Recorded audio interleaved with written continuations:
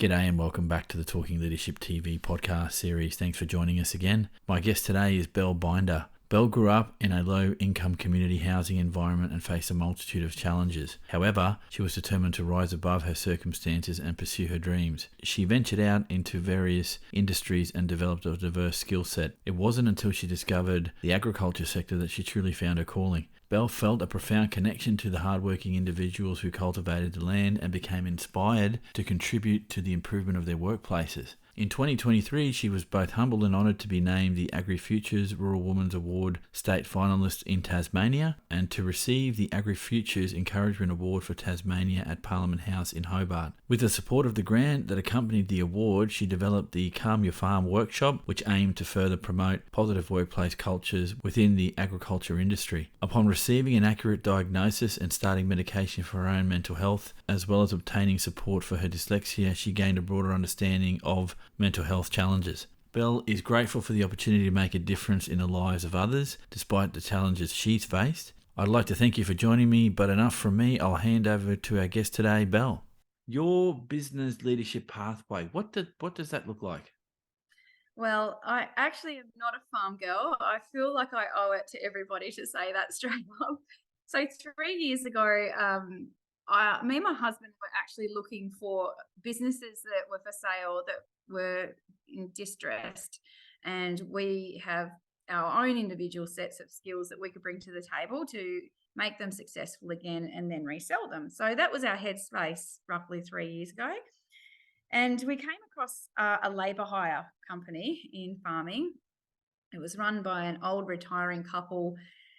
It was business-wise, it wasn't very functional. They were rostering from a week to view diary to give you a little bit of an idea of how dysfunctional it was behind the scenes. But they weren't distressed and they were actually making money. So we thought, well, there's only surely an upside. I had a really strong branding and marketing background, and I thought this is going to be really fun. It's going to be a challenge. It's going to be good. And so it wasn't long before I kicked my husband sideways and said, "No, I got this. You go do your thing," because he's a CEO of a huge company. So I'm like, "No, off you go." And so I rebranded it Left Field because it was a bit left field. I'm from a small town, but it is a very small city technically. So it's not like a farming community, but we are surrounded by farms everywhere. So this is sort of the central hub to the farming community. And so I thought, yeah, I've got this. I'll kick him off. I'll go. I'll call it Left Field because this is a completely different direction that I was going. I'm not from a farming background, so it's just completely random. So that's why Left Field to begin with. Um, I decided pretty quickly that I actually loved it. I loved the industry. I respected the people in the industry. They were genuine hard workers that went out and just fought hard for what they wanted. They were resilient, and I really respect those values in people. And it was just that's the farming community, and I don't want out. I want in. I want in on this, and so I started to see the same sort of problems popping up a lot, and there wasn't a lot of synergy between the farmers and the workers themselves. There wasn't a lot of mutual respect, and I thought, why? What? I'm pulling this apart and questioning everything, and most of the time, people, oh well, that's just what it is, and you can't do anything about it. And I would say, well, why? Why can't we do anything about it? Why can't things be done differently? Why isn't there a selection criteria when we're looking at workers? Why is it that if you've got a heartbeat, you start tomorrow? Why? Why do we do that? Oh, we have to. We need the workers. We can't be fussy. Oh, you try and find someone that's not like that. Blah, blah, blah, blah, blah. Part of that response talks about you wanting to start something different, and instead of finding a business that you could do up and then sell away, you bought into a going concern that was profitable and you think you could take somewhere, you thought you could take somewhere, sorry. And you also mentioned culture, which is what we're going to talk about a little bit as well in this discussion. But before going on to that, and I'm interested to find out this in particular, where you are in your business and leadership journey, how do you define leadership, mate? For me, and there is a quote, and I won't quote it because it's quite long, and Brene Brown actually brought it back to life. Who is it? The Roosevelt, I think it's, yeah, that's where it comes from. But essentially, what they talk about is an arena. A leader stands in the middle of the arena. Everybody else is on the outside cheering or booing or throwing things.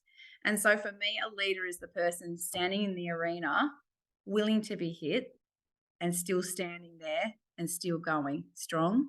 So for me, to be a leader, you need to be willing to stand right in the middle of the arena, not stand on the sidelines, and stand for what you believe in, if that's what you're going for, stand for the goal you're trying to achieve. And I think that's a personal thing. Everybody's got their own motivation, but whatever your motivation is, you stand there and you don't get knocked down, and you stand there strong, and you find other people who come stand in the arena with you.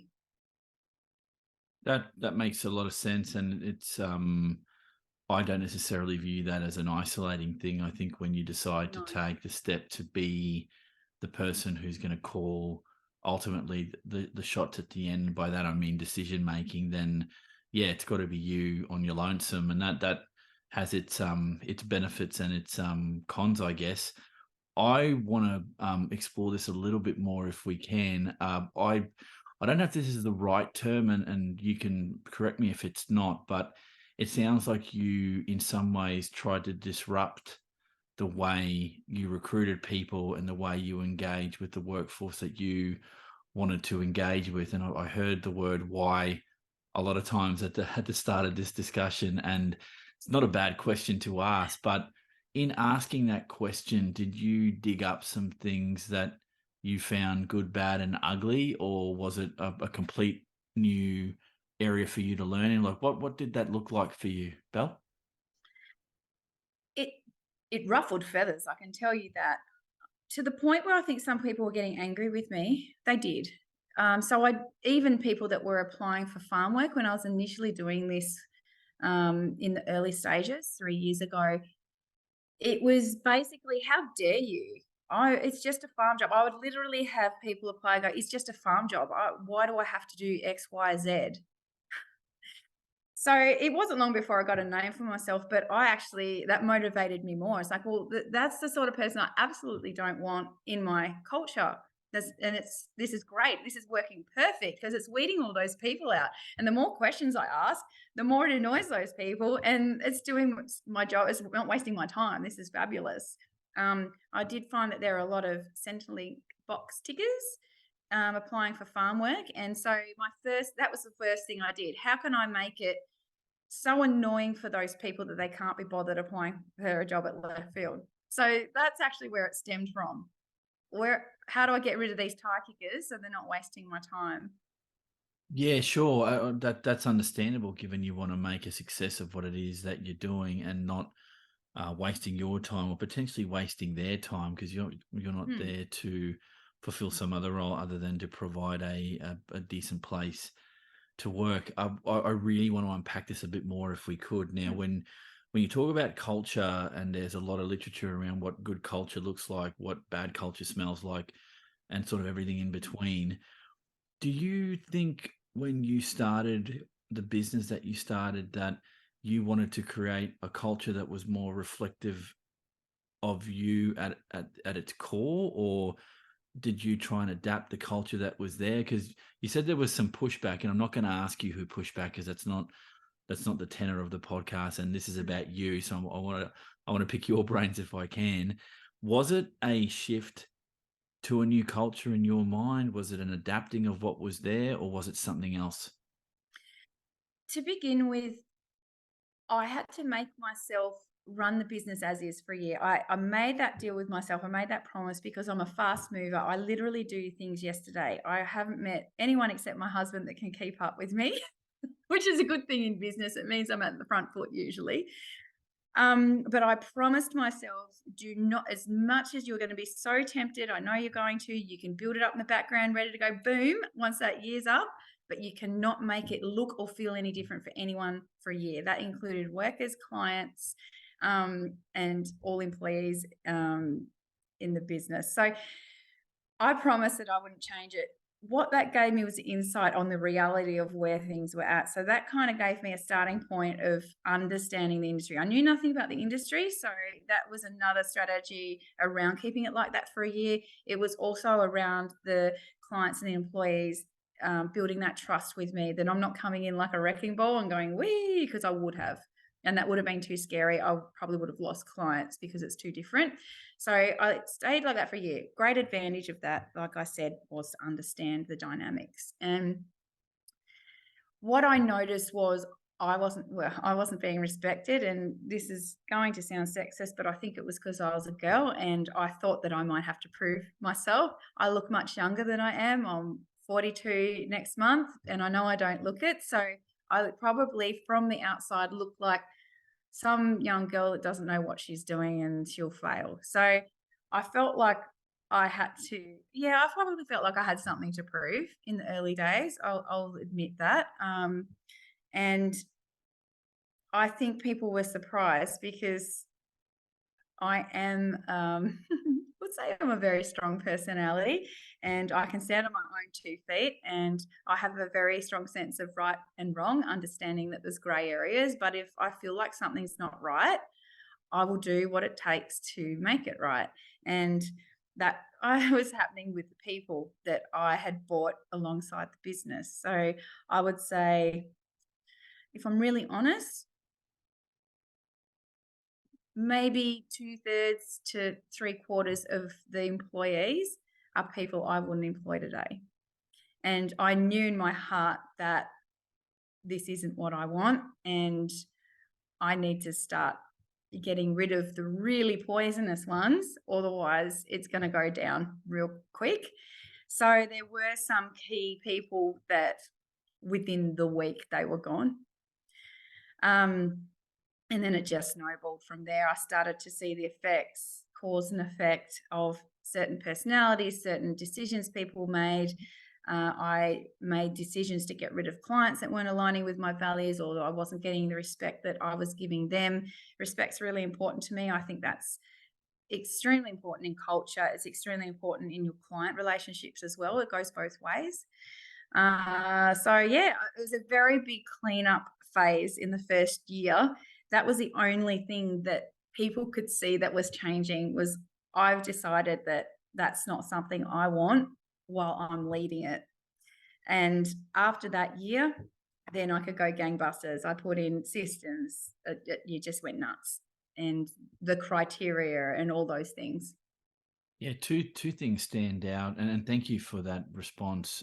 Two things stand out in my mind in that response. One is about the client relationship, and that any changes you were making in the business had to, in a very big bad way, involve who your client base was. And I'm interested in that word, them aligning to your values, and that's interesting because when clients don't, then you let them go. And I've had a few guests when I was just doing the audio podcasting that told me on the podcast, and went into more detail offline and stuff that I couldn't share, obviously, about why you make some of those decisions about who you let go as clients, and the toxicity of some relationships where if you're investing everything to provide a one level service and you're not getting the respect back. And I mean, that would be things like paying on time and keeping up their end of the bargain in the relationship. That makes sense for someone that doesn't play in this space, outside of looking in. I think it takes a certain level of confidence in yourself to do that, particularly because people want an income and they want money to come in. And so if you place your own values above making an income, I guess it says something as you, as a founder, as the CEO, as the head of the whole operation. So that's one observation on my part. The other one that you talked about was giving yourself and the organization time to adapt to what it is that you were doing. And you said you consciously set out 12 months where nothing was going to change until you got a feel for what was going on. Did you share that approach with your staff, or did you? Well, there Um, was only me and one other girl that I right. brought in at the same time. So, in terms of head office, It's not really like that in the business. We don't have people coming into the office having conversations. So it's a lot different to say your standard company. We obviously do have those touch points, but not like a regular workplace. So I really only had one, and she was a young girl. She was a great little go-getter. She moved on to become a mum. She runs her own business now, so that gave her the confidence. Me showing her the ropes and my knowledge was around business, so I'm really proud of her. So we came in at the same time and we learnt together. So yes, I'm a very transparent leader, and I would be if any of my employees from the farms came in. I'm exactly the same. Nothing changes. So yeah, Maddie, that was who was with me. Maddie and I, everyone's on the same level. There's no hierarchy. We work together. There's nothing she didn't know, and everything was explained. I don't just say do this because, and it's like that with my kids. We're doing it this way because blah blah blah blah blah blah blah, and explain the whole process. So there's that clear understanding of why.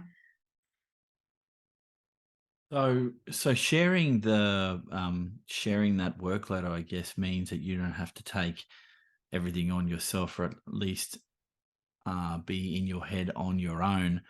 But where that's interesting is at the end of the day, you're the one that still has to make the ultimate decisions in the business, and that comes with its own set of pressures. Now, when you talk about flat and you don't want to keep anything from your employees, if you had a bigger operation, do you think you would operate the same way, or do you think you'd have to structure yourself a little differently?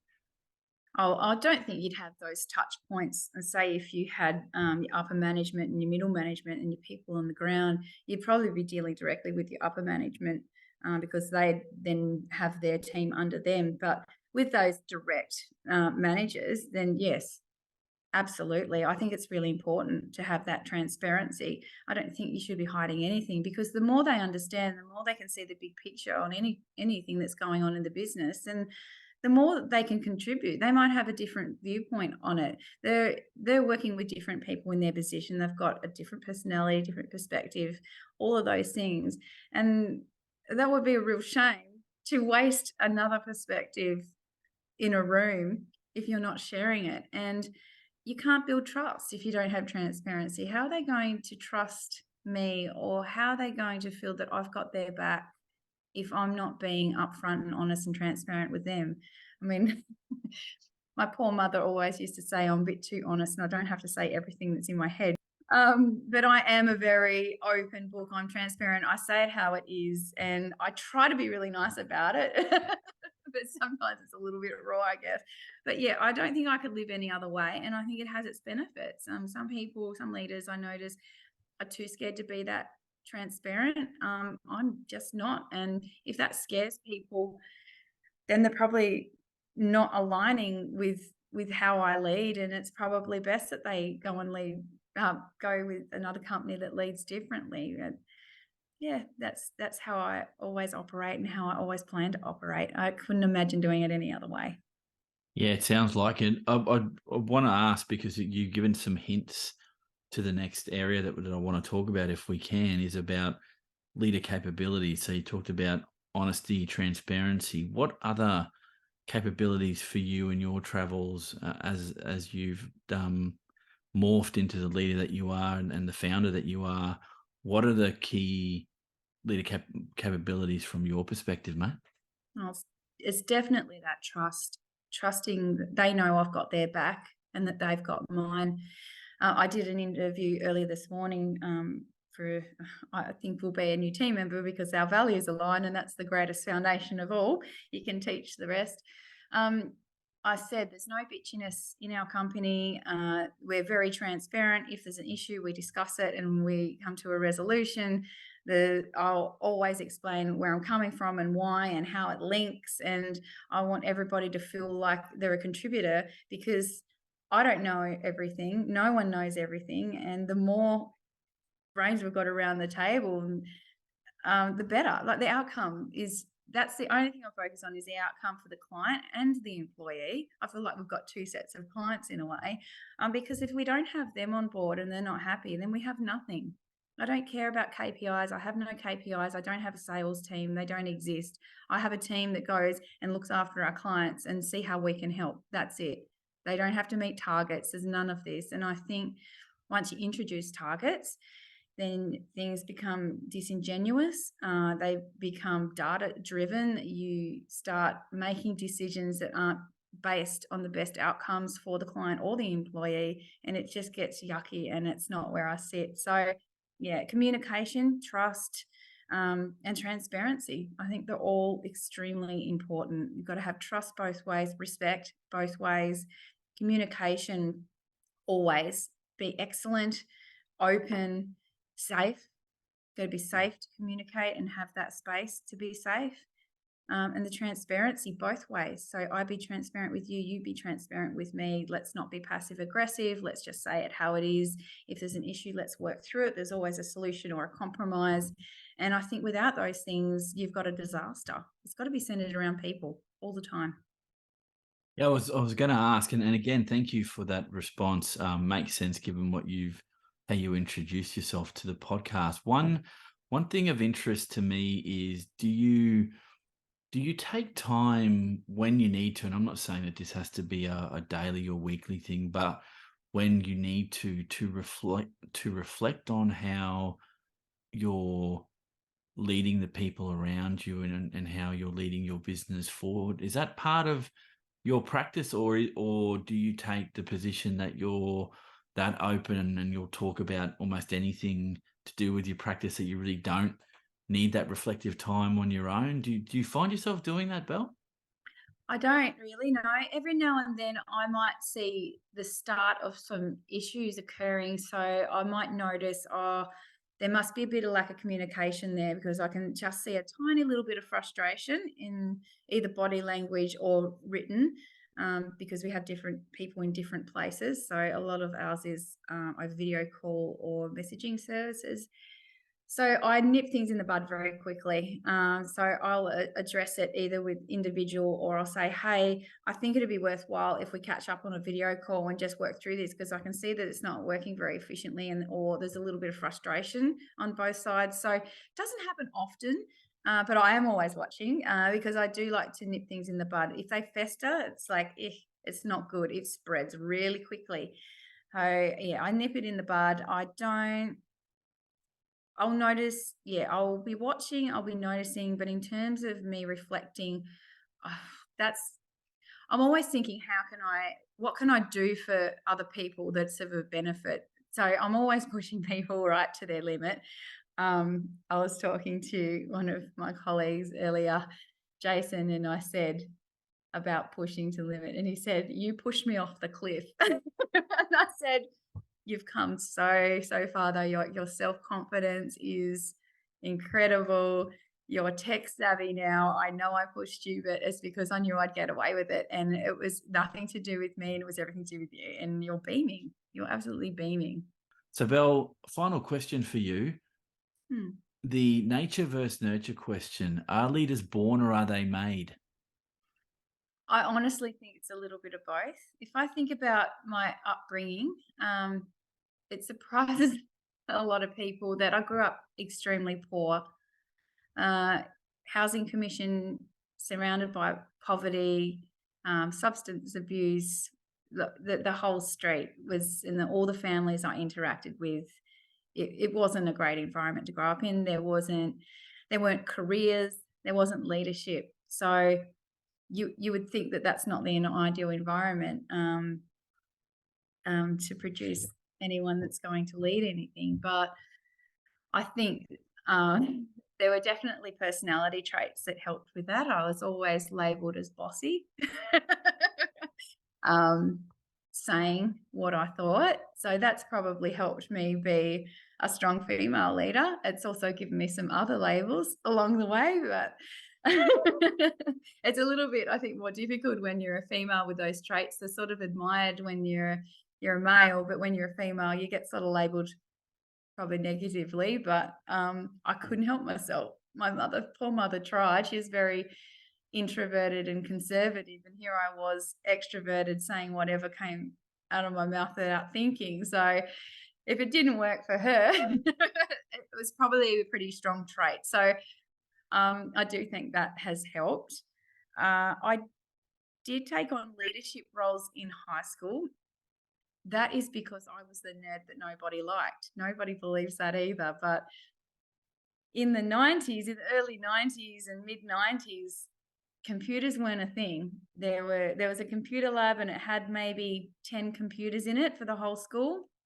I was one of about 6 that knew how to hack the computers to jump on Telnet onto a chat line to talk to people on the other side of the world. And I used to hack the catalog computers out when the computer lab was shut, and I'd be there before school, recess, lunchtime, and after school because I didn't want to go outside and be on my own.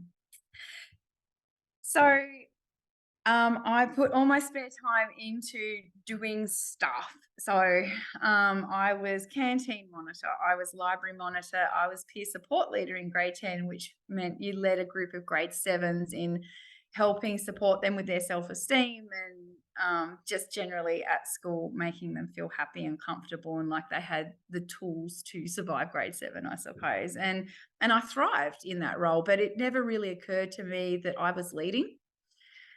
And I got really great feedback in my reports about that, that I was always, the comment was that I was always reflecting on how to be a better leader. And that probably describes me. I'm always thinking, how can I do this better? How can I be a better leader for everybody? You said, do I reflect? That's not how you think. It's how can I better serve Jason at work? How can I develop him more? I know he's capable of more. What's that look like? And how can I give him that push now in a little bit more direction? So I think it's been there naturally, but it didn't really come into play until I probably matured. So it wasn't until my late 20s.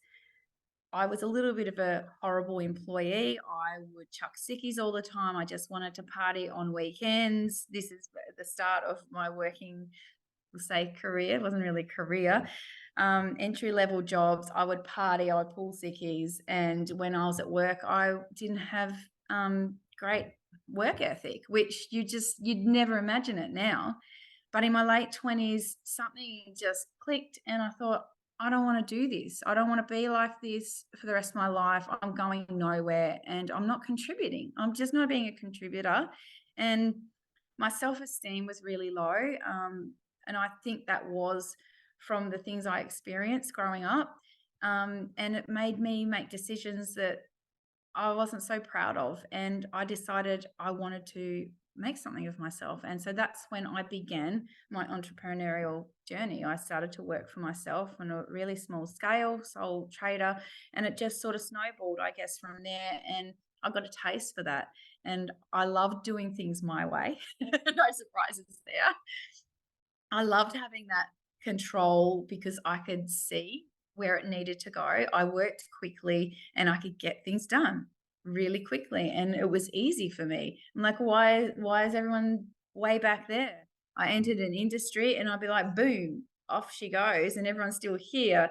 And it's been the same with left field. I feel like I haven't been here very long, but I'm kicking people in the dust and see you later. I can't wait for you guys. I'm going here in this direction, and the industry needs X, Y, Z, and I'm happy to lead it. So I think something clicked in my maturity. I don't know, circumstances, who knows? That's why I think it's a bit of both. I think I've got the attributes there within myself. I'm happy to lead. I'm confident to lead, take control. I can see what needs to happen and I can get people to do it. So that developed, I think, over time. It was always there on a smaller scale.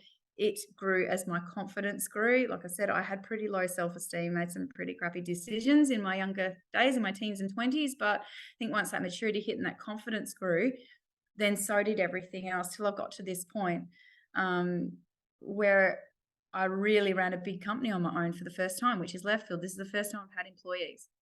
Yet I've had 200 this season and it doesn't bother me.